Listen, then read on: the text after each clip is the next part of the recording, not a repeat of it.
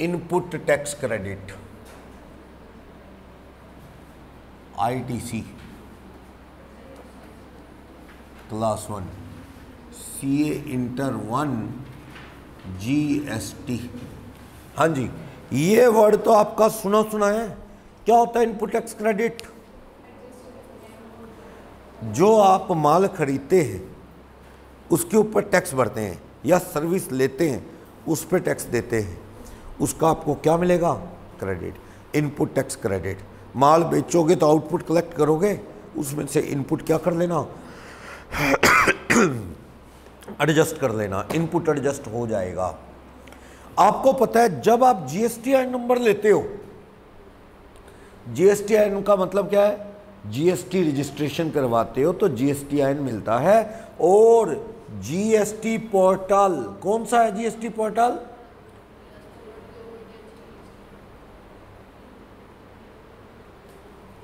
ये ना, इस पे आप लॉगिन करोगे। GST पोर्टल पे जब आप लॉगिन करोगे तो आपके लॉगिन करते ही वहां 3 रजिस्टर दिखते हैं। एक तो कौन सा? 3 register in the portal, GST portal. क्या? एक तो आउटपुट लायबिलिटी रजिस्टर, इसमें क्या होता है? GST सेल वाला। एक कौन सा होता है?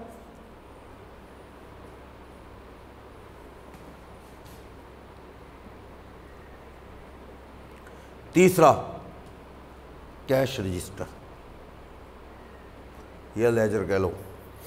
इसमें तो आप कैश जमा करवाते हो और इसके थ्रू आप पेनल्टीज़ वगैरह, कोई इंटरेस्ट पे करना है वो भी करोगे। कॉम्पो डीलर तो करता ही इसको यूज़ है, बाकी व्यापारी भी इसको यूज़ करेंगे। अगर आउटपुट लायबिलिटी ज़्यादा है, इनपुट कम है तो किसको यूज़ करेंगे?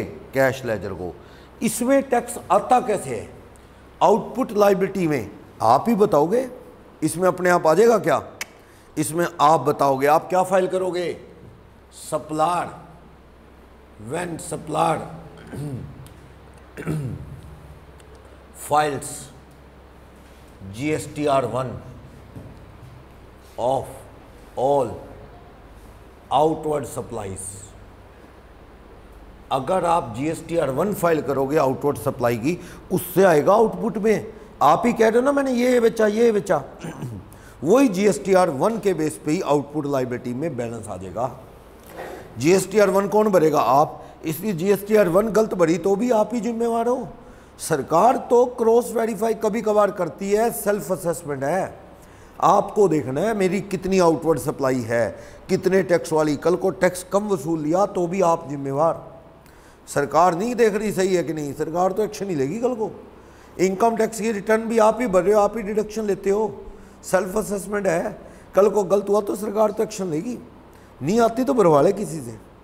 ऐसी GST है। जब आप GSTR1 भरते हो, GSTR1 जो है ना, ये आउटवर्ड सप्लाई की डिटेल है। जब आप GSTR1 भर दोगे ना, उसमें सबका क्या डालोगे आप? बार्स का नेम और उसका GSTIN। जिसको आपने माल सप्लाई किया उनका GSTIN भरोगे, उन सब के किस में दिखेगा वो अमाउंट? सेल, उन सब के इनपुट में चला जाएगा। वैसे जब आप GSTR1 भरोगे ना, GSTR1 और इसमें क्या कोट करोगे? कोटिंग GSTIN ऑफ बायर या सर्विस के रेसिपिएंट। आप GSTIN लिखोगे, सर्विस के रेसिपिएंट या बायर के लिखोगे GSTIN, तो उनके पास एक GSTR2A खुलता है, ओपन टू बाय या सर्विस रेसिपिएंट। जैसी आपने उनका नाम लिख के GSTR1 में डाला, सामने वाले बार या रेसिपिएंट जिसका GSTIN डाला, उसके पास एक विंडो ओपन हो जाएगी कि हाँ तेरा नाम आ रहा है, तूने ये माल खरीदा इस बंदे से। कौन सा विंडो ओपन होगी? 2A। उसमें वो देख लेगा हाँ हाँ हाँ बिल्कुल सही, ये बंदा कह रहा है मेरे को माल बेचा, बिल्कुल हमने ख़रीदा है। अगर मान लो आपने ज़्यादा का ख़रीदा है और इन्होंने कम दिखाया है GSTR1 में, तो आप किसको तंग करो? सप्लायर को, भैया ठीक कर GSTR1। वैसे ना रिटर्न रिवाइज करने का GST में कोई रूल नहीं, सबसे लास्ट चैप्टर GST रिटर्नों का है, हम वहाँ पढ़ेंगे। इनकम टैक्स में तो आप अपनी रिटर्न क्या कर लेते हो, रिवाइज। GST में रिटर्न रिवाइज करने का कोई कंसेप्ट नहीं। अगली GSTR1 भरोगे उसमें डाल दो जो रह गया कुछ कमी। मान लो आपने फिगर कम डाल दिया और डाल देना। अगर आपने एक आधी 6 सप्लाई की, मैंने राम को 6, मैं दुकानदार हूँ मान लो या सर्विस प्रोवाइडर हूँ, 6 लोगों, एक बंदे को मैंने 6 सर्विस दी, वो आगे भी सर्विस देने वाला आदमी है, क्रेडिट लेगा वो। मैंने टैक्स वसूला, FCM forward charge as a CA, आगे वाला उसका क्रेडिट लेगा। पर मैंने 6 में से ना 5 ही दिखाई है GSTR1 में, तो अगले वाले को 5 दिख रही है, अगला कहता सर आपने 1 छोड़ दी। अगले वाली GSTR में मैं 1 वो भी दिखा दूंगा, तब उसके बाद सामने वाले को क्रेडिट मिलेगा। एक बात और सुनो, सामने वाला पता क्या कहता है, मेरे पास सुमित का बिल है, उस पे 6 परचेज की है मैंने, सर्विस ली है, सुमित आगे टैक्स नहीं भरा, सरकार को कहता है वो राम, कहता भाई मैंने तो टैक्स भरा ना, मेरे पास सुमित के बिल है, सुमित आगे टैक्स नहीं भर रहा सरकार को, तो मैं क्या करूँ। सरकार कहती हम भी क्या करेंगे, सुमित कोई कहे, वो कहता फिर इसका मतलब सुमित डिफॉल्टर हो जाए, तो कहता हो जाए तेरे को क्रेडिट नहीं मिलेगा। सरकार कहती है हमें आया क्या, हमें आया नहीं आया ना, भाग तू यहाँ से, क्रेडिट नहीं। क्या सर एक्शन लो उस पर, बंदा बदमाश है, क्यों टैक्स ले लेके भर ही नहीं रहा हमारा, हम क्या करें। सरकार कहती फिर अच्छे आदमी से ले लेता सर्विस, हम क्या करें, हमें आएगा तो क्रेडिट मिलेगा तेरे को, नहीं तो नहीं। इसलिए हमेशा आपको सामान एक ऐसे दुकानदार से लेना चाहिए जो अच्छी दुकान बना के बाजार में बैठा हो। चलते फिरते झोला छाप से माल ले लिया ना, उसका तो ये भरोसा नहीं GST वाले बिल भी काट दे और डुप्लीकेट, उसके बाद GST नंबर भी नहीं है। कहता हाँ बेटा GST वाला बिल काटूँ, हमने हाँ अंकल काटो, काट कूट के कुछ नहीं ऐसे छुपवाए फिरता है, उसका ना कोई अड्डा ना ठिकाना ना GST नंबर है। प्रेस से छुपाने में क्या लगता है, छुपवाए फिरता है, काट के GSTN वाले बिल देगा, आप भी खुश। चलो हमें सिखाया गया है कि कोई आपसे GST ले तो उसके ऊपर क्या देखो, उसका सेलर का GSTN होना चाहिए, एड्रेस होना चाहिए, उसका फ़ोन नंबर होना चाहिए, ऊपर टैक्स इनवाइस लिखा होना चाहिए, सब कुछ सही। पर वो तो प्रेस से यूँ ही छुपवाए फिरता है, 20 रुपये की छप जाती है बिल बुक, काटे जा रहा है, धड़ाधड़ टैक्स लिए जा रहा है, भर रहा ही नहीं, क्योंकि वो तो रजिस्टर्ड ही नहीं है रियल में। आपका क्या होगा, कुछ नहीं होगा, आपका क्रेडिट मिलेगा ही नहीं।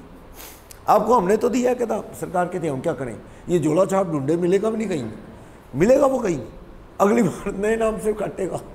आज वो काट रहा है सिरसा ट्रेडर, कल को काटेगा रहना ट्रेडर, परसों काटेगा इंडिया ट्रेडर, उसका क्या है, टैक्स इकट्ठा कर रहा है, टैक्स के नाम से सरकार को चूना लगा रहा है। सरकार पकड़ लेगी ऐसे आदमी को, अगर हथे चढ़ गया सरकार के, तो वो एक अलग मुद्दा है, टैक्स की चोरी कर रहा है।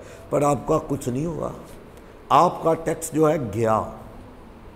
इसलिए हमेशा 4 बार सोच के टैक्स दे रहे हो, एक ऐसी दुकानदार को देना जो आगे टैक्स भर देगा। आगे टैक्स ना भरा, सरकार कहती हम कुछ नहीं कर सकते, हमारे हाथ खड़े हैं। तूने टैक्स भरा, हमें क्यों बता रहा है, हमें तो नहीं मिला ना। टैक्स क्रेडिट लेने के लिए जरूरी आपके हाथ में टैक्स वाला बिल हो, कागज हो, सबूत हो। कौन सा सबूत, टैक्स इनवाइस है आपके हाथ में, सामने वाले ने टैक्स भरा हो, पेमेंट टू गवर्नमेंट, वो नहीं है तो नहीं मिलता। मान लो भरा है। तीसरा, आपको सामान आ गया हो, सर्विस आ गई हो। सुनो, मैं GST रजिस्टर्ड हूँ मान लो, वैसे नहीं हूँ, अगर होता GST, मैं लोगों से क्या है GST लेता, स्टूडेंट FCM है फॉरवर्ड चार्ज, स्टूडेंट से ले लेके सरकार को देना पड़ता टैक्स, स्टूडेंट को ही महंगा पड़ता, रजिस्टर करवाने का नुकसान ही है। क्या होता, मैं ले लेके आगे जमा करा, मान लो एक बैच मैंने अभी शुरू किया ही नहीं, अभी करना है 4 महीने बाद, उनकी फ़ीस अभी ले ली, क्या सर पक्का कर दो, आप पढ़ाओगे कि नहीं। मैंने कहा मैं तो पढ़ा दूंगा, कहता पक्का। मैंने कहा ऐसा करो, सब एडवांस फीस दे दो, ताकि मेरे को भी पक्का हो जाए कि तुम आओगे, आपको भी पक्का हो जाए भी मैं बाउंड हो गया। मैंने एडवांस पैसे ले लिए सर्विस के। सरकार कहती सुमित तूने ले लिए ना पैसे, सामने वाले को बिल काट दे, सामने वाले को बिल काट दे टैक्स का, टैक्स में ले ले, हमें टैक्स दे दे। मैंने बिल काट दिए फीस के, मान लो वो सब्जेक्ट की फ़ीस 20,000 है, 20,000 पे 18% GST ले लिया मैंने सब बच्चों से, 20,000 का 18%, 36,600, 23,600, हाँ 23,600 बच्चों से ले लिए, 3600 सरकार के आ जाओ दे, 3600 मैंने सरकार को दे दिए। मैंने आप सबका, अगर मान लो ये तो चलो स्टूडेंट है, इनके पास तो GST है नहीं, पर मैं तो अपनी वो भरूँगा ना GSTR1, उसमें दिखाऊंगा मैंने सर्विस दी। ये 3600 सरकार को दे दिए। मैं थोड़ी कहानी बदल देता हूँ, स्टूडेंट नहीं है, दुकानदार लोग हैं जो मेरे से क्या ऑडिट करवाना चाहते हैं, फीस एडवांस देंगे। सभी दुकानदारों से 20-20 हज़ार मैंने ले लिए, सबका GSTN लिख के मैंने GSTR1 भर दी, सबके 2A में दिख गया, सुमित ने हमारा टैक्स जो है दिखा दिया है, हमें क्रेडिट मिलेगा। सबके पास बिल है, सबके हाथ में इनवाइस है, हाँ है, मैंने इनवाइस दी। क्या मैंने टैक्स जमा करा दिया? करा दिया, क्योंकि मैंने GSTR1 भर दी। उसके बाद तो मैं खुद मान रहा हूँ मेरी टैक्स लाइबिलिटी है। और 20 तारीख को कौन सी रिटर्न भरता हूँ मैं? 3B, सारा हिसाब करके इनपुट आउटपुट का मैंने सरकार को दे दिया। उन लोगों को अभी भी क्रेडिट नहीं मिलता, उन दुकानदारों को। क्यों नहीं मिलता? क्योंकि अभी सर्विस मिली ही नहीं। अगर ऐसे रूल ना बनाएं तो सरकार कहते फिर बिलों का ही काम शुरू हो जाएगा। माल आया नहीं, गया नहीं, क्रेडिट ले रहे हो, फिर तो बिल काटे जाओ, माल ना दिया ना लिया, क्रेडिट आगे ट्रांसफर करने का बढ़िया खेल शुरू हो जाएगा। 3 शर्तें हैं IPR, 3 शर्तें हैं IPR। IPR में फुल फॉर्म है I means invoice, to be held with, goods का बायर, गुड्स बायर और सर्विस का रेसिपिएंट।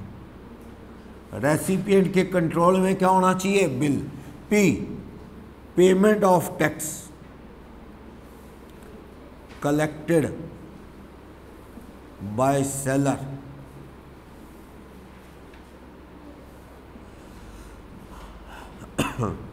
भैया मैंने टैक्स ले लिया, सरकार को दिया भी हो। P means payment to government, R means goods receive या सर्विस रिसीव बाय रेसिपिएंट। मान लो गुड्स ही नहीं गया या सर्विस ही नहीं मिली अभी, तो आप क्रेडिट तब तक नहीं ले सकते जब तक सर्विस दे ना जाए, तब तक वेट करो। मैंने उस क्लाइंट से एडवांस पैसे ले लिए, एडवांस पैसे पे मैंने क्या GST भी ले लिया, बिल भी दे दिया एडवांस का, लेकिन सर्विस अभी पेंडिंग है, तो क्रेडिट सामने वाला नहीं ले सकता। उनके पास बिल है, हाँ, सुमित ने payment of tax to government कर दिया, हाँ, लेकिन अब भी क्रेडिट नहीं जब तक वो सर्विस या गुड्स प्रोवाइड ना कर दी जाए। क्लियर? बोलो। वैसे आपकी नॉलेज के लिए बता दूं, एडवांस सर्विस के अगेंस्ट दिए तो GST है, गुड्स के अगेंस्ट एडवांस पे GST अभी पोस्टपोन कर दिया गया है। क्या कह रहा हूं, समझ आया? सर्विस के अगेंस्ट एडवांस पैसे ले लिए, उस पे तो एडवांस पे GST लगेगा, लेकिन गुड्स के लिए एडवांस ले लिए तो सरकार कहती रहने दो, GST ना भरो, बस पैसे ले लो खाली, GST बाद में देख लेंगे। मान लो मैं दुकानदार हूँ फर्नीचर का, मैं फर्नीचर का दुकानदार हूँ, फर्नीचर का दुकानदार हूँ, और मैंने लोगों से लाख रुपया एडवांस ले लिया, फर्नीचर बना के दूंगा, एडवांस पे GST नहीं है। लेकिन आप सर्विस प्रोवाइडर हो, एडवांस ले लिए सर्विस के अगेंस्ट, तो उस पर GST एडवांस पे ही लग जाएगा। लिखा है बुकलेट में, लिखा है। समझ आया कि भाई गुड्स की सप्लाई जब तक हो नहीं जाती GST नहीं, लेकिन एडवांस पे नहीं, लेकिन सर्विस में एडवांस लिए उस पर GST लग जाता है। क्लियर? तो बता रहा है इनपुट टैक्स क्रेडिट क्या है। और सुनो, GSTR1 बढ़ेगा, सबके GSTN बढ़ेगा, सबके किस में दिखेगा? जिन जिन के GSTN बढ़ेगा उनके इनपुट क्रेडिट में दिखेगा, ताकि वो कल को क्रेडिट ले सकें। किसी का पूरी डिटेल नहीं भरी है, कभी सप्लाई छोड़ दी तो वो रिक्वेस्ट करेगा सप्लायर को, वो अगली रिटर्न में भर देगा फिर क्रेडिट ले लेना। ठीक है, ऐसा है। अब मैंने बेचा उसकी तो क्या भरूंगा बताना? जब मैं माल बेचता हूँ क्या भरूंगा मैं उसकी? GSTR1 आउटवर्ड सप्लाई की। और जिनसे मैं खरीदता हूँ वो भरेंगे अपनी GSTR1, तो मेरे किस में दिखेगा? 2A में मेरा नाम, मैंने ख़रीदा है, वो मेरा इनपुट टैक्स है। वो कहाँ दिखेगा? मेरे इनपुट लेजर में, रजिस्टर में, इनपुट क्रेडिट रजिस्टर में। और जो मैंने बेचा वो मेरी आउटपुट लायबिलिटी में। तो इनको एडजस्ट करके मैं टैक्स जमा करा दूंगा हर महीने। एक इसमें ना QRMP स्कीम है, QRMP इसका फुल फॉर्म है। वैसे तो ये रिटर्न के चैप्टर का टॉपिक है, quarterly return monthly payment. If last year turnover आपकी 5 करोड़ से कम है तो आपको सरकार एक स्कीम दे रही है। क्या बीते साल आपकी टर्नओवर 5 करोड़ से कम है क्या? आप कहते हैं yes sir, are turnover is less than 5 crore. अगर आपकी टर्नओवर 5 करोड़ से कम है तो आप QRMP ऑप्ट कर लो, क्वार्टरली रिटर्न मंथली टैक्स। यानी आप टैक्स तो हर महीने जमा करा दो, लेकिन GSTR1 3 महीने की इकट्ठी भर देना। अंदाजे से अपना टैक्स तो करवाते रहो आप जमा, लेकिन किस किस को सप्लाई किया ये डिटेल कब भर देना आप? 3 महीने बाद इकट्ठी। आपको थोड़ा सरकार क्या है, थोड़ा फॉर्मेलिटीज से बचा रही है कि तू अपनी 3B GSTR1 वगैरह कब भर दे? क्वार्टरली।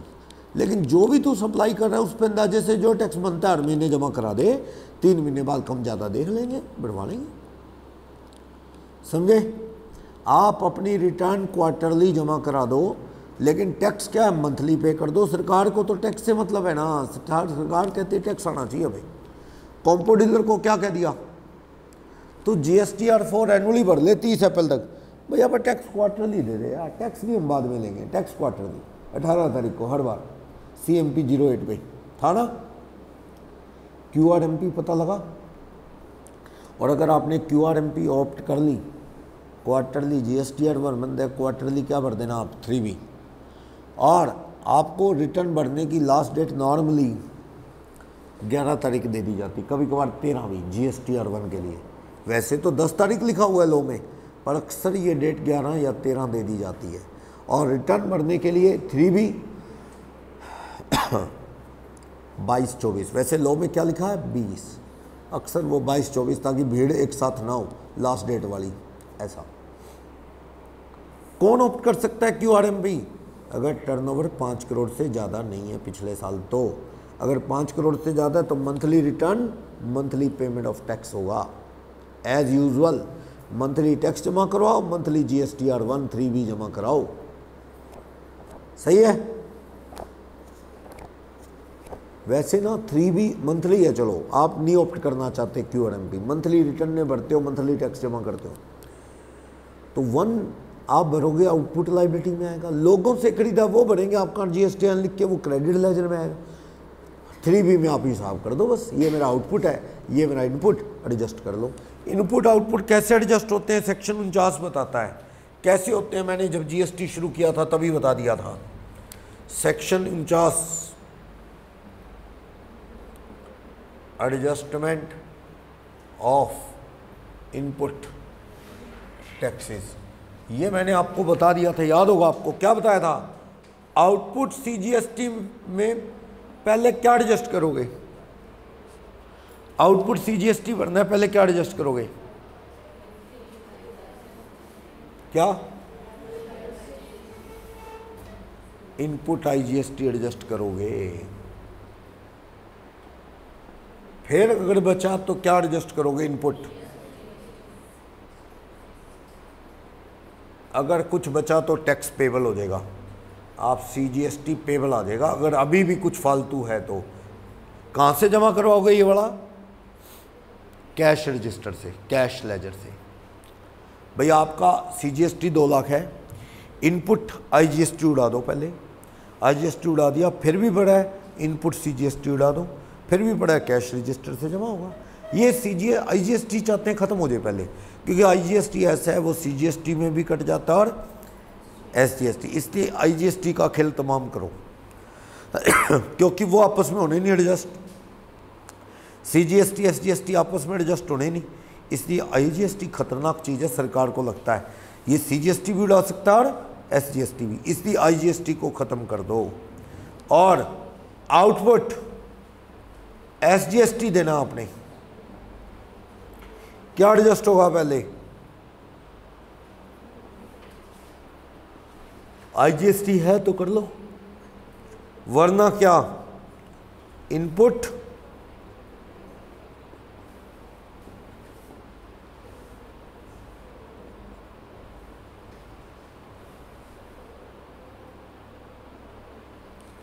SGST पेबल आ जाएगा। समझ गए? बताया हुआ पहले, बताया हुआ ना पहले क्या यूज़ करना है IGST। वजह बता रहा हूँ, वजह सरकार को फ़ायदा है इसमें। सरकार को फ़ायदा ये है कि IGST पड़ा रहता ना, IGST बाद में चाहे SGST में काट लेते चाहे CGST, तो ये कहते हैं ये तरीके से क्या IGST उड़ा दो, IGST का खेल तमाम। फिर आप CGST जो है यूज़ करो, अगर SGST भरना रह गया तो CGST काम आएगा ना। कैश आने के, कैश जमा होने के चांस थोड़े से क्या इसमें ज़्यादा। अगर पहले CGST में से CGST होता, SGST में से SGST होता, फिर जो कम रह जाता वहाँ जाके क्या एडजस्ट हो जाता IGST, तो उससे कैश जमा होने के चांस क्या हो जाते कम।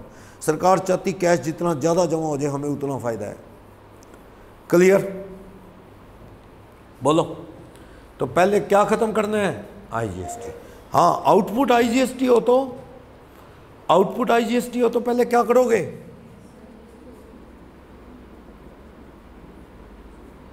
हाँ जी, पहले IGST तो पहले यूज़ करना ही करना है। अब किसका नंबर लगाओगे? इनपुट CGST का लगा दो। अगर अभी भी ना पूरे हो तो किसका नंबर लगा दो? इनपुट SGST का लगा दो। और अभी भी ना पूरा हो तो बाकी टैक्स पेबल आ जाएगा। ये मैंने बताया था, सरकारें आपस में हिसाब करती हैं। अगर आउटपुट IGST में SGST उड़ गया तो भारत सरकार कहेगी तुम्हारे SGST ने हमारा IGST उड़ा दिया, इसलिए आप हमें दो। कभी SGST में से IGST कट गया, सरकार कहेगी स्टेट गवर्नमेंट, सेंट्रल गवर्नमेंट को, आपके IGST ने हमारा SGST उड़ा दिया, आप हमें दो। पर ये स्टूडेंट पॉइंट ऑफ व्यू से हमें नहीं करना। ये काम अपने आप किसके थ्रू होता है? GST नेटवर्क के थ्रू, पोर्टल के थ्रू होता है। आप नहीं कर सकते कुछ। सही है? याद है ना, ये किया था सेक्शन 49 कहता है ये बात, कैसे एडजस्ट करना है। क्लियर? बोलो। एक रूल ये भी कहता है, अगर आपने उधार माल खरीदा, उधार माल खरीदा, बिल आ गया, हाँ, सामने वाले ने सरकार को दे दिया टैक्स, हाँ दे दिया, सेल पे टैक्स बना सरकार को भर दिया, आपको माल आ गया, हाँ आ गया, सारी शर्तें पूरी हैं। कौन कौन सी? IPR, इनवाइस रेसिपिएंट के पास आ गया, पेमेंट सप्लायर ने कर दी, गुड्स की डिलीवरी होगी, पर पैसे अभी नहीं आए। सरकार कहती दाल में काला है कि तुम क्या है आपस में एक दूसरे को माल बेच ही नहीं रहे, ड्रामा तो नहीं कर रहे कहीं क्रेडिट क्रूडिट लेने देने का। सरकार कहती 6 महीने में उधार की पेमेंट हो जानी चाहिए। अगर रेसिपिएंट तूने 6 महीने में सप्लायर को का कंसीडरेशन पे ना किया ना, क्रेडिट रिवर्स।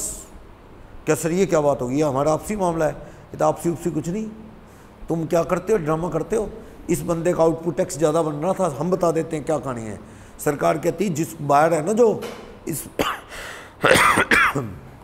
बार का क्या था, बार का आउटपुट टैक्स बहुत बनता था, तूने उसको बेच के, तेरे पास इनपुट बहुत बड़ा था, तू बदमाश है, तुझे क्या आउटपुट लग भी गया तो तेरा कोई फर्क पड़ना नहीं। तू सामने वाले की हेल्प कर रहा है, क्या करके? उसे माल बेच के, ताकि उसका क्या बन जाए, इनपुट, वो अपना आउटपुट एडजस्ट कर ले। और रही बात तेरी, तेरे पास इनपुट बहुत बड़ा है, समझ गए ना। जैसे इनकम टैक्स में आप जानबूझ के माल बड़ा महंगा बेचना दिखा देते हैं उस बेचारे को जिसकी इनकम है ही नहीं। मान लो एक ऐसा केस है, एक आदमी ढूंढा मैंने, मैं दुकानदार हूँ, आदमी ढूंढा, टैक्स फ्री माल है उसके पास, दवाइयाँ दुइयाँ या कोई ऐसा सामान है। मैंने उसको कहा भाई ऐसा है यार, तू मेरी हेल्प कर दे यार, मैं तेरे खर्चा पानी दे दूंगा। कहता क्या? कहता ना तू मेरे को महंगा महंगा माल बेच, महंगा महंगा। कहते इससे क्या होगा? मैंने कहा बहुत कुछ होगा। तू मेरे को महंगा बेचेगा, कॉस्ट से बहुत ज़्यादा महंगा, मेरी कॉस्ट बढ़ेगी, मेरे जीपी कम, एनपी कम, प्रॉफिट घटेंगे, तेरी इनकम बढ़ेगी। क्यों? तेरी कॉस्ट कम है, महंगा बेचेगा। पर मैंने सुना तू कमाता कमाता तो कुछ है नहीं खास, तेरे को तो 5 लाख तक टैक्स माफ़ है, तेरी 5-4 लाख इनकम बढ़ भी गई तो तेरे को कोई आफत नहीं आएगी। कहता इंसल्ट कर रहे हो? मैंने कहा नहीं, गेम बता रहा हूँ। तेरे को 5-6 लाख इनकम आ गई, तेरा कुछ बिगड़ेगा नहीं। क्यों? तेरे पे इनकम टैक्स है नहीं, और मेरा बहुत कुछ बन जाएगा। मेरा 5-6 लाख रुपए कॉस्ट बढ़ने से प्रॉफिट नीचे चला जाएगा, मैं 30% स्लैब में चल रहा हूँ। मेरा तो 6 लाख 5 लाख पे 1.5 लाख बच जाएगा। तेरे को भी कोई गिफ्ट वगैरह दे दूंगा, बाकी तेरा कोई टैक्स पड़ेगा नहीं, तू 5 लाख के अंदर रहेगा। कहता बात तो सही है। कहता कुछ अच्छा भी फील होगा, भी इनकम है मेरी 5 लाख रुपए ऐसे। हाँ ठीक है, तो बड़ी गेम में होती है ऐसे। ऐसा ही है, सरकार को शक है कि एक सप्लायर ने रेसिपिएंट को माल बेचा उधार, उस पर टैक्स भर दिया। सप्लायर ने भरा कहाँ? क्रेडिट लेजर से। सप्लायर ऐसा बंदा है जिसका इनपुट ही बहुत बड़ा है, वो सेल पे क्या करेगा? इनपुट उड़ा देगा, टैक्स भरता नहीं। रेसिपिएंट जो है उसको बड़ी सख्त जरूरत है इनपुट की, क्योंकि उसकी आउटपुट लायबिलिटी बड़ी बनी पड़ी है। खरीद वाले इनपुट को आउटपुट से उड़ा देगा, दोनों का फायदा, सरकार को नुकसान। सरकार कहती है वाकई खरीद बेच थी भी कि नहीं, खरीद बेच थी कि नहीं, तुम पैसे क्यों नहीं दे रहे भाई? 6 महीने में 180 दिन बहुत होते हैं, ना दिए ना, ये क्रेडिट क्या हो जाएगा? रिवर्स। जो तूने इनपुट लिया तेरा रिवर्स, और मुझे कहेगा कि तेरा जो आउटपुट के कटा है तेरे खाते में वापस, क्रेडिट मेरे। वो तो है ही है, जब सामने वाले को पैसे भरने को कह रहे हो, इसका मतलब मेरा भी आउटपुट बेकार है, काटो, मेरे वापस कहाँ जोड़ो? इनपुट में, उसके क्या काटो? टैक्स भरवाओ। लेकिन अगर वो थोड़े दिन बाद दोबारा पैसे देने का प्रूव कर दे, पैसे दे दिए, सरकार कहती फिर हम सीधा कर देंगे वापस, बार को क्रेडिट दे देंगे, सुमित तेरी आउटपुट में दिखा देंगे वापस। अगर बाद में दे दे 180 दिन के बाद, तब ठीक कर देंगे, एक बार तो हम रिवर्स करेंगे। अगर 180 दिन में पेमेंट ना दी ना रेसिपिएंट ने, तो हम सप्लायर को कहेंगे भाई साहब आपकी आउटपुट लायबिलिटी जो हमने बढ़ाई थी घटा लो, आपका क्रेडिट में फालतू दिखा लो। और उधर रेसिपिएंट को कहेंगे तू टैक्स भर, तूने आउटपुट में से इनपुट काटा था, इसका टैक्स भर। जब तू पैसे जमा एक्चुअल में पे कर देगा, सप्लायर को सबूत दे देगा, हम तब अगेन क्रेडिट दे देंगे, चिंता मत करो। 180 दिन में पेमेंट होनी जरूरी है। सरकार को शक है कि 180 दिन में पेमेंट ना करने वाले क्या है? गड़बड़ करते हैं। क्लियर? और जो बैंक है, बैंक कई तरह की सर्विस देता है। बैंक क्रेडिट कार्ड के चार्जेस लेता है, चार्जेस, उस पे जीएसटी। बैंक आपके पैसे कन्वर्ट कर देता है और करेंसी में, उस पे जीएसटी। बैंक आपके इशारे पे किसी को पेमेंट देनी है, हेल्प का काम कर देगा, उस पे जीएसटी। बैंक एटीएम ले चार्जेस लगाता है, उस पे जीएसटी। बैंक पर कर्जे देता है, ब्याज लेता है, उस पे जीएसटी नहीं है। एफडी सेविंग अकाउंट पे आपको ब्याज देता है, कोई जीएसटी नहीं है। फैसिलिटीज पे जीएसटी है। अब बैंक कोई इनपुट ले रहा है, बैंक जैसे सीए साहब से ऑडिट करवा रहा है। अब बैंक के लिए ये दिक्कत है, सीए साहब को ऑडिट फीस दी, अब सीए साहब की ऑडिट सर्विस जो है वो कितनी एग्जम्प्ट वाले में यूज़ हुई, कितनी टैक्सेबल वाले में से डिफ्रेंशिएट कैसे करेंगे? आपको ये तो पता है, अगर मैं ब्रेड बेचता हूँ जिस पे एग्जम्प्ट है, जिस पे टैक्स नहीं, तो जो ब्रेड बनाने का सामान है या मशीनें है ब्रेड बनाने वाली, उन पे क्रेडिट मिलेगा ना, बताया था ना। क्रेडिट उसी व्यापारी को मिलता है, उसी सर्विस प्रोवाइडर को मिलता है जो आगे टैक्सेबल सप्लाई करता है। अगर मैं ऐसा सामान बेचता हूं जिस पे जीएसटी माफ है, दूध बेचने का काम है राम का, राम का दूध बेचता है, तो राम दूध बेचना एग्जम्प्ट है, तो राम दूध खरीदता है, दूध लेने के लिए मशीनें लेता है, और सबका क्रेडिट नहीं मिलेगा, नहीं मिलेगा। तो बैंक जो सर्विस ले रहा है या कोई सेट खरीद रहा है, वो कितनी एग्जम्प्ट वाले में यूज हो रही है, कितनी टैक्सेबल वाले में, ये कहना क्या है? मुश्किल, ये कहना मुश्किल। तो सरकार ने कहा या तो तुम एक्चुअल में बता दो, या फिर क्या कर दो, सरकार कहती है 50% क्रेडिट ले लो। बैंक ने जो वो सर्विस ली ना, जैसे लाख रुपए टैक्स भरा, 50,000 का क्रेडिट ले लो, ये बताने की जरूरत नहीं कौन सी कहाँ सर्विस यूज हुई। सामान खरीदा बैंक ने, पेपर खरीदा, अब ऐसे बताना बड़ा मुश्किल है पेपर कितना लोगों को लोन वोन के कामों में प्रिंट निकालने में यूज हुआ और कितना क्या है टैक्सेबल कामों में मुश्किल है ना, बैंकों को सरकार ने कह दिया भैया आंखें बंद करके आधे का क्रेडिट ले लो। लाख रुपए टैक्स भरा है, जीएसटी भरा है, तो क्रेडिट कितने का ले लो? 50 का। 2 लाख भरा है तो क्रेडिट किसका ले लो? 1 लाख का। समझ आई बात? क्लियर? बैंकों को डिफ्रेंशिएट करना मुश्किल होता है, कितनी सर्विस जिस पे जीएसटी भरा टैक्सेबल सर्विस आगे प्रोवाइड करने में यूज हुई है और कितनी एग्जाम, ये डिफ्रेंशिएट करना बैंकों के लिए अक्सर मुश्किल होता है। तो उस सिचुएशन में बैंक क्या करते हैं?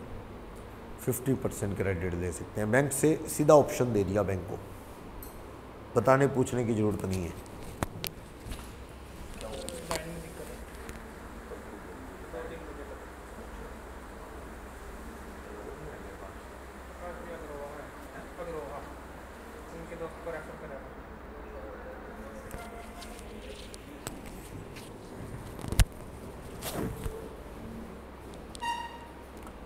समझ आया?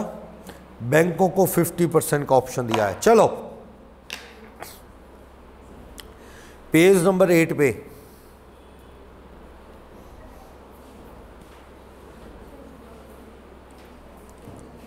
Basic understanding under old system ITC of indirect tax levied. क्या कह रहा है?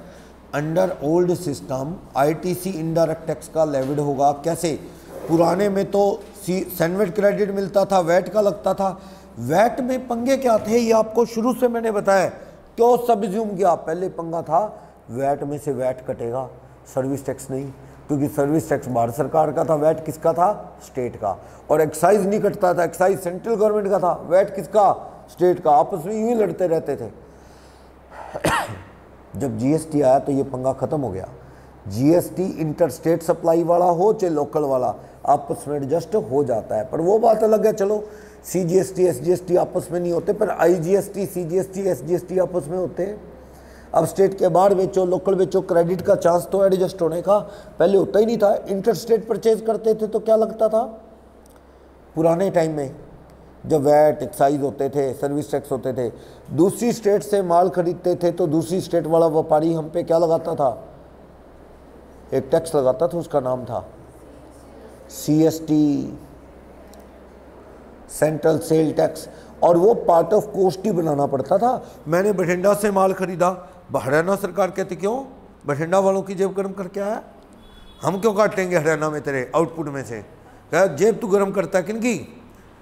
पंजाब वालों की। और हमें कहता है कि हमारे लोकल आउटपुट कलेक्टेड में से काटेगा। ना ना, ये पंगे ले, ये लड़ाइयाँ थी। क्या लोकल खरीदा कर, ये लड़ाइयाँ थी। सर्विस टैक्स भारत सरकार का है, वैट उसमें एडजस्ट नहीं होगा। और ये लड़ाइयाँ थी रेस्टोरेंट पे वैट खाने पे लगेगा, सर्विस पे जीएसटी वो सर्विस टैक्स लगेगा, ये लड़ाइयाँ। अब रेस्टोरेंट को सर्विस मान लिया है। झगड़े को ख़त्म करने के लिए schedule 2 they the, 7(1) capital A पढ़ा था ना, गुड्स एक्ट सर्विस। 7(3) कहता है अगर डिस्प्यूट सेटल ना हो गुड्स एक्ट सर्विस, काउंसिल बता देगा गुड्स एक्ट सर्विस। पर ये झगड़े ख़त्म कर दिए गए अब वैट वाले और वो, ठीक है। अब आसान हो गया, कास्केडिंग इफेक्ट नहीं बनेगा। क्या था कास्केडिंग इफेक्ट बताना? टैक्स पे टैक्स, टैक्स पे टैक्स, एक्साइज जोड़ लो फिर लगता था वैट, माल महंगा। अब कुछ नहीं भैया, जीएसटी है वो, माल मैन्युफैक्चरर पे भी ट्रेडर पे भी आपस में एडजस्ट हो जाएंगे, कास्केडिंग इफेक्ट नहीं बनेगा। दूसरी स्टेट से खरीदोगे आईजीएसटी लगेगा, वो भी पार्ट ऑफ कॉस्ट नहीं बनेगा, वो भी अलग पड़ा रहेगा, फ्यूचर में एडजस्ट हो जाएगा। इसलिए ये सिस्टम बहुत ही ज़बरदस्त है जो जीएसटी वाला हम पढ़ रहे हैं, ठीक है। ये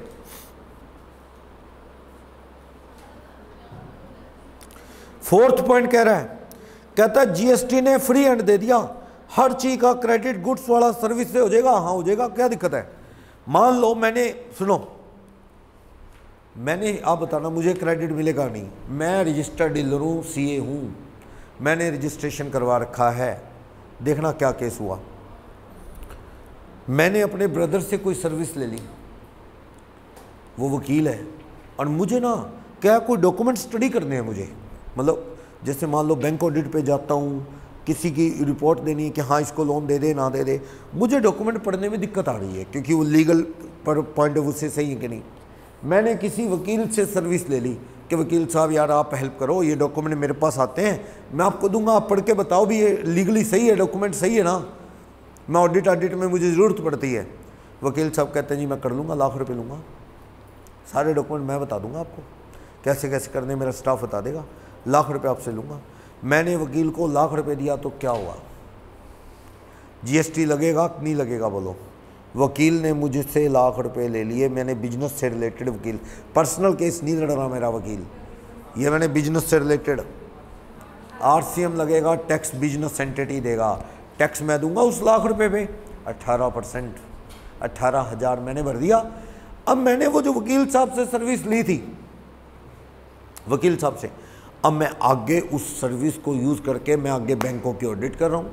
मैं वो होता भी ऐसे, क्योंकि ना देखो सीए लीगल डॉक्यूमेंट देखने में एक्सपर्ट नहीं है, हमारी फील्ड नहीं है ना। हम तो बैंक में जाके अकाउंट देख सकते हैं लोगों के, प्रॉपर्टी की सिक्योरिटी रखी गई तो सिक्योरिटी सही है कि नहीं, इन चीज़ों में दिक्कत आती है कई बार। सीए को हेल्प लेता है वो, वैसे कोई फीस फूस का नहीं, जान चंद में वैसे ही पूछ लेते हैं। पीछे मैं एक ऑडिट कर रहा था बैंक की रानिया में, और उन्होंने नक्शा लगाया हुआ था प्रॉपर्टी का, कमेटी से अप्रूव्ड था, पर नक्शे पे कमेटी की मोहर लगी थी। ये नक्शा हमसे पास जरूर हुआ है, पर ये नक्शा इस बात का सबूत नहीं है, ऑनरशिप का लिखा था उस पर, ऑनरशिप का सबूत नहीं है। फिर मैंने कहा चलो इसकी रजिस्ट्री देखते हैं, रजिस्ट्री थी नहीं, लाल डोरे की ज़मीन थी। एक लाल डोरा होता है गाँवों में, पंचायत की ज़मीनें होती हैं, बाद में लोगों ने दबा दबूली हो, लाल डोरे की ज़मीन। मैंने कहीं सुना हुआ था भी ये ज़मीन ना पूरी तरह से मालिक नहीं होता, कब्जा हो गया जिसका हो गया, बैंक ने उस पर लोन दिया हुआ था। मैंने वकील को फ़ोन मारा, मैंने कहा ये ऐसे ऐसे करके बैंक ने लोन दिया, दे सकता है कि नहीं? कहता बिल्कुल नहीं दे सकता, बैंक फ्रॉड है ये, इस ज़मीन पे बैंक रिस्क पे लोन दे रहा है, कैसे दे देगा बैंक लोन? मैंने रिपोर्ट में डाल दिया, मैनेजर तो पैर पकड़ने को हो गया, कहता मैं सस्पेंड हो जाऊँगा भाई अगर आपकी रिपोर्ट में आ गया ये लाल डोरे की ज़मीन पर लोन दे दिया इन्होंने, कहता मैं तो सस्पेंड हो जाऊँगा क्योंकि रूल के अगेंस्ट लोन दे दिया है, मेरे को खुद नहीं पता था। कहता जी मेरे को आगे किसी ने रिपोर्ट तैयार करके दी भी, इस पे ज़मीन मैं सजेशन देता हूँ लोन दे दो, मैंने दे दिया। मैंने कहा ना जी ये लोन गलत है, मैं तो अपनी रिपोर्ट में लिखूंगा। मैंने लिख दिया रिपोर्ट में, अपनी रिपोर्ट में लिखना था, गलत लोन दे रखा था। बैंक कल को ये ऑडिट हमसे किस लिए करवाता है? इसलिए तो करवाता है कि लोन वोन सही दे रखे हैं कि नहीं दे रखे, पर उसको स्टडी करने के लिए मुझे किसी से सलाह लेनी पड़ी ना। मैं ऐसे ही लिख दूँ, बात होना उतनी बड़ी, कल को दिक्कत हो जाए, तो मैंने इसलिए क्या एडवाइस ली किसी और से, फीस भी देनी पड़ जाती कई बार। आप आगे से फीस ले रहे हैं, पीछे दे रहे हैं। क्या मैंने वकील से सर्विस ली, उस पर टैक्स भरा? हाँ, आरसीएम में। क्या मैं अब आगे बैंक से फीस ले रहा हूँ, उनसे टैक्स कलेक्ट कर रहा हूँ, आउटपुट में से आरसीएम वाला इनपुट कट जाएगा कि नहीं कट जाएगा? आरसीएम में मैंने जो टैक्स भरा उसका क्रेडिट मिल जाता होता है कि नहीं मिलता? मिल जाता होता है, याद रखना, मिल जाता होता है। मैंने तो टैक्स भरा ना, मैं उसको देता, वकील आगे बढ़ता, अगर फॉरवर्ड चार्ज होता तब भी क्रेडिट देते ना, तो क्या हो गया? अगर मैंने वकील से सर्विस लेके आरसीएम में टैक्स भर दिया, मैं एज अ सी आगे सर्विस दे रहा हूँ, टैक्स कलेक्ट कर रहा हूँ, तो आउटपुट में से इनपुट क्या हो जाएगा? एडजस्ट। कौन रोकता है? सही है, अलाउड है, हो जाएगा। क्लियर? समझाया? आरसीएम वाला जो टैक्स पेड है उसका क्रेडिट मिल जाता है, मैं आपको ये बताना चाहता हूं, मिल जाता है। क्लियर? पर आरसीएम में बिल कौन काटेगा?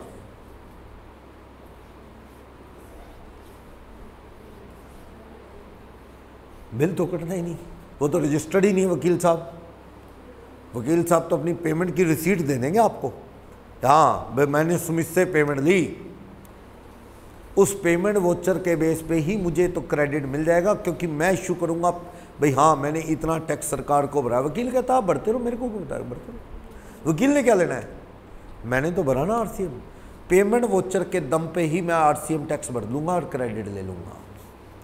ये सबूत है भी, मैंने पेमेंट दिया वकील को, बस ये सबूत वकील ने मुझे दे दिया, चिट यहाँ मैंने पेमेंट ली, उसके बेस पे मैंने उस पेमेंट के ऊपर जितना टैक्स बनता था मैंने सरकार को दे दिया। उस पेमेंट वोचर के दम पे कल को मैं क्या ले लूँगा? क्रेडिट। टैक्स वाला बिल तो आना ही नहीं ना आगे से, मैं पेमेंट वोचर तैयार कर दूंगा, हाँ भी मैंने उस वकील को फीस दी, उस पर इतना टैक्स बनता है। सरकार कहती ठीक है उसके बेस पे क्रेडिट ले ले, सरकार को तो टैक्स आ गया ना, सही है। चलो जीएसटी फोर्थ पॉइंट कह रहा है जी पूरी तरह से फ्री है, आप इनपुट आउटपुट खेल खेलो, चाहे इंटरस्टेट है चाहे लोकल है। फिफ्थ पॉइंट, पर्सन जो क्लेम करता है ITC then it is he who to prove that he is entitled to such claim.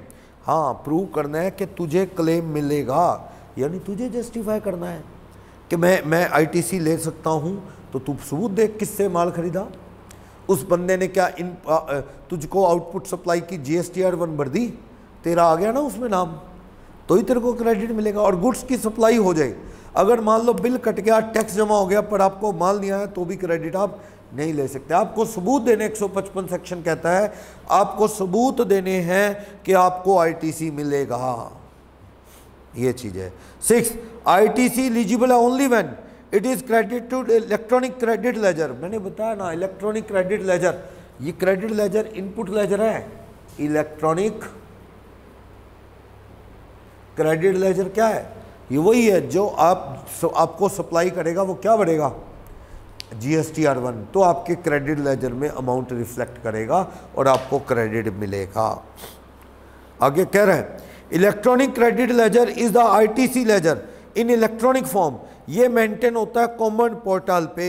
तो आप जैसे ही लॉगिन करोगे 4 लेजर दिखते हैं, आप 3 लेजर दिखते हैं, कैश लेजर, आउटपुट लायबिलिटी और electronic credit ledger. Electronic credit ledger वाले का क्रेडिट मिल जाएगा, क्लियर।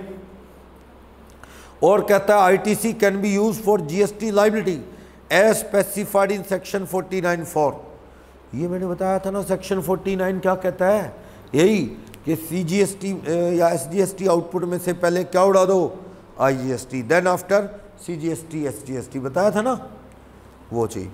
डेफिनेशन बता रहा है, मीनिंग ऑफ इनपुट टैक्स क्या है, वो इनपुट टैक्स है जो आपने भरा है, इंपोर्ट पे भरा है उसका भी क्रेडिट मिलेगा। और क्या, मान लो मैंने लंदन से माल खरीदा, उस पर क्या भरूंगा मैं, बीसीडी, पहले बीसीडी जुड़ेगा, उस जोड़ पे लगेगा आईजीएसटी, बताया था पहले जितने का माल खरीदा क्या जुड़ेगा, बीसीडी जोड़ के जो अमाउंट आएगा उस पे क्या लगेगा, आईजीएसटी।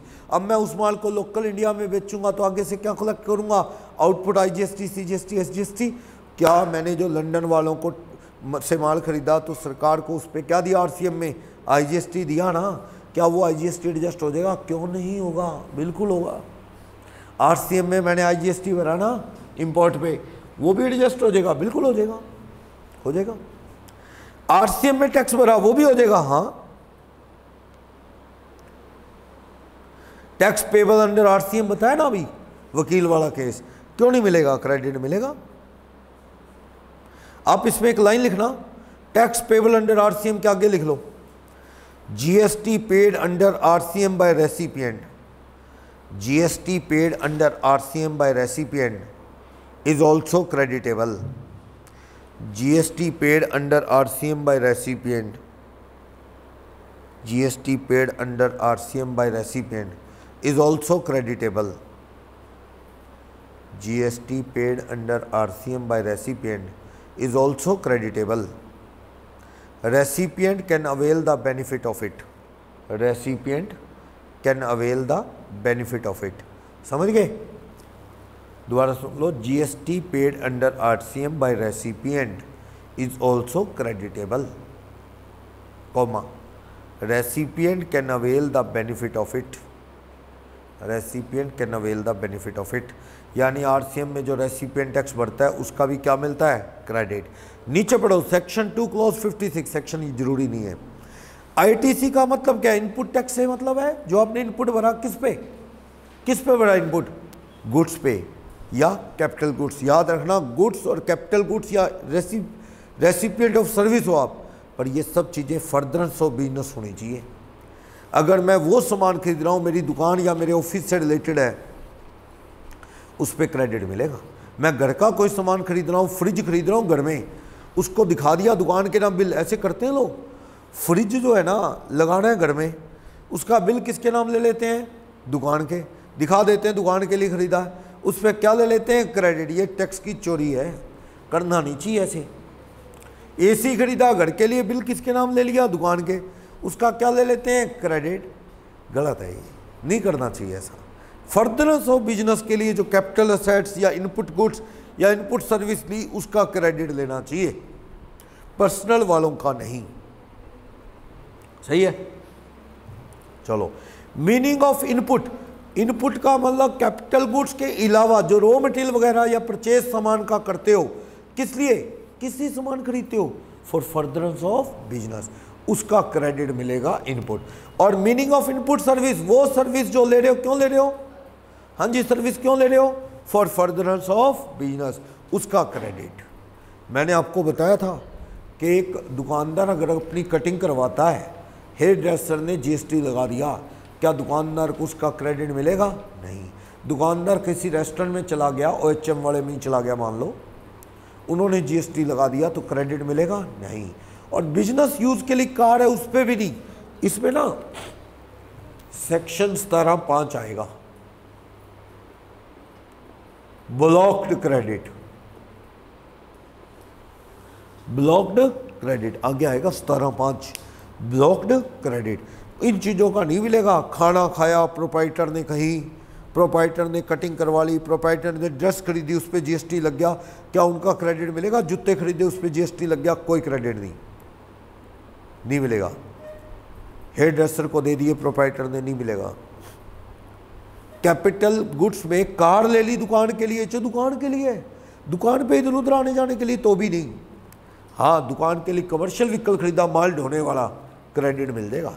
लेकिन जो दुकान के लिए कार खरीदी इधर उधर आने जाने के लिए, उस पर भी क्रेडिट नहीं है। 17(5) कहता है नहीं मिलेगा। क्लियर, समझ आया? चलो, कहते हैं इनपुट सर्विस का मतलब जो फर्दरेंस ऑफ बिजनेस के रिलेटेड है तो मिलेगा। मीनिंग ऑफ आउटवर्ड सप्लाई क्या है? इसको बेस्ट LLDR लिख लो, याद है? बेस्ट LLDR याद आ जाएगा। आउटवर्ड सप्लाई, आउटवर्ड सप्लाई में क्या क्या आता था, याद करो। आउटवर्ड सप्लाई में क्या आता था? B barter, E exchange, S sale, T transfer of right, किराए का या किसी का। L लाइसेंस है जमीन का, घर का, किसी का। पार्किंग लॉट लाइसेंस पे दे दी, लीज या licence. D disposal of assets, R rent पे कोई चीज़ देना। ये सब आउटवर्ड सप्लाई। ये कहाँ कौन से सेक्शन में पढ़ा था, याद आ रहा है थोड़ा थोड़ा? 7(1)(a), 7(1)(a). 7(1)(b) में तो इंपोर्ट ऑफ सर्विस था, 7(1)(c) में शेड्यूल 1 था रिलेटेड पार्टी वाला, 7(1)(a) में पढ़ा था। तो आउटवर्ड सप्लाई वही है, लीज पे देना, डिस्पोजल करना, वो सब कुछ क्या है? आउटवर्ड सप्लाई है। आगे चलो, legal framework of the ITC। इस चैप्टर में क्या क्या पढ़ना है? 3 सेक्शन पढ़ने में ना पाने। सेक्शन 16, 17, 18। इस चैप्टर में 3 सेक्शन इंपॉर्टेंट है, सेक्शन 16, सेक्शन 17, सेक्शन 18। 15 किस चीज का सेक्शन था? 15 1 2 3 पढ़ते थे ना। Transaction value he value of supply होगी। 15 1, 15 2 क्या क्या बीच में खर्चे जुड़ेंगे, 15 3 जो नहीं जुड़ेंगे, डिस्काउंट वगैरह 15। अब ये कौन सा सेक्शन है? 16, 17, 18 सीक्वेंस में पढ़ रहे हैं। तो 3 सेक्शन पढ़ने हैं। सेक्शन 16 क्या बताएगा? ITC लेने की शर्तें क्या हैं। शर्तें तो बताई ना, IPR शर्ती तो थी, I इनवाइस हो, P बंदा पेमेंट दे दे, R आपको माल रिसीव हो जाए। मेन शर्तें तो यही है, IPR। एलिजिबिलिटी वही है। कॉम्पो डीलर से माल खरीदोगे क्रेडिट मिलेगा। एग्जाम्प्ट सप्लाई करने के लिए माल खरीदोगे, टैक्स पे करोगे, क्रेडिट मिलेगा। मैंने आटा खरीदा, मैंने चीनी खरीदी, चेरी खरीदी, टैक्स भर के, लेकिन मैंने बनाने हैं बंद ब्रेड, मरीजों के काम आते हैं जो, उस पर टैक्स माफ़ है मान लो, एग्जाम्प्ट। समझ गए? वो डबल रोटी बोलते हैं लोग, होता नहीं, बंद ब्रेड बोलते हैं वो बाजार में। मीठा ब्रेड नहीं होता बड़ा सा, वैसे उस पर टैक्स माफ़ नहीं है, पर मान लो टैक्स माफ़ हो, उसको बनाने के लिए जो मैंने सामान खरीदा उसका क्रेडिट मिलेगा ना। एग्जाम्प्ट वाली चीज़ों को बनाने के लिए जो भी सर्विस गुड्स खरीदोगे उसका क्रेडिट नहीं मिलता, पढ़ा था। कॉम्पो वाले से खरीदोगे क्रेडिट नहीं मिलता। बिना बिल के माल खरीदोगे, बिल ही नहीं है, माल तो ले लिया, कहते टैक्स भर दिया, बिल आपके पास नहीं है, भैया तेरे पास जिस चीज़ का बिल नहीं है ना, भाग जहाँ से, क्रेडिट ले लिया फ्रॉड में फंस जाएगा। कहते साहब बिल तो मेरा गुम गया। हाँ जी, वो कहते बिल गुम गया, बिल गुम गया, फिर क्रेडिट नहीं मिलेगा। पर ये तो नाइंसाफ़ी है, माल खरीदा है। ऐसा करो सप्लायर से जाके नया बिल ले लो। सप्लायर अपने रिकॉर्ड से निकाल के, कोई डेट तो याद होगी कि हाँ डेट ऐसी याद होगी, देखो उस दिन मैं ना शादी में गया था किसी के, याद है, उसको ही फ़ोन लगा लो, यार भाई तेरी बताना है शादी कब थी। कहते क्या काम है, कहते यार डेट याद करनी है हमें, याद आ गए। कई बार क्या, मैंने किसी से शूज़ लिए, शूज़ ख़राब हो गए, अब वो बिल भी लप्पा फेंक देते हैं, कहाँ याद रखता है, इतना माइंड में नहीं होता, भी लेते ही ख़राब हो जाएंगे मान लो, बिल्कुल फेंक दिया।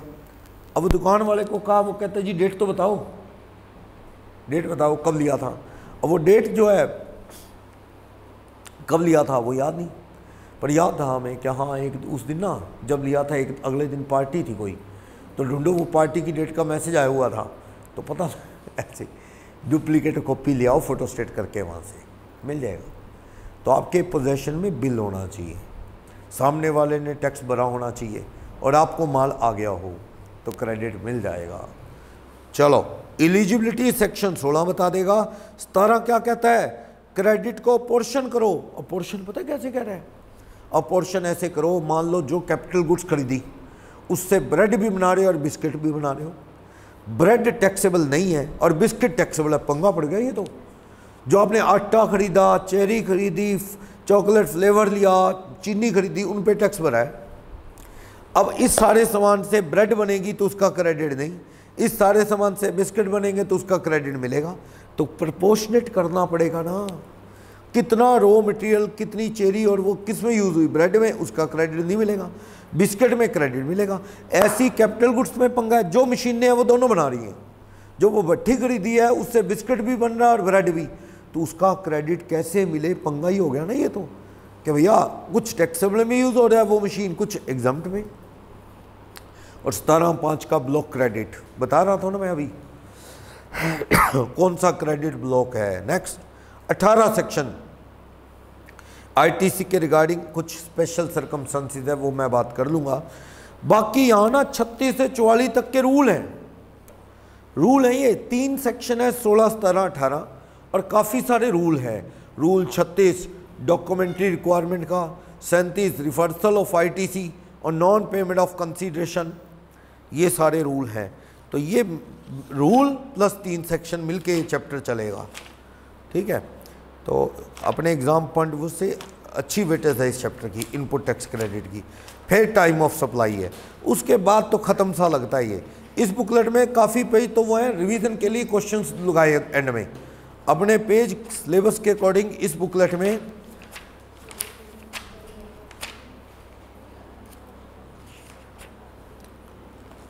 345 तक हैं, उसके बाद तो वो क्वेश्चंस दोबारा लगाने शुरू कर दिए हैं, ठीक है। चलो एक ब्रेक लेता हूँ फिर शुरू करता हूँ।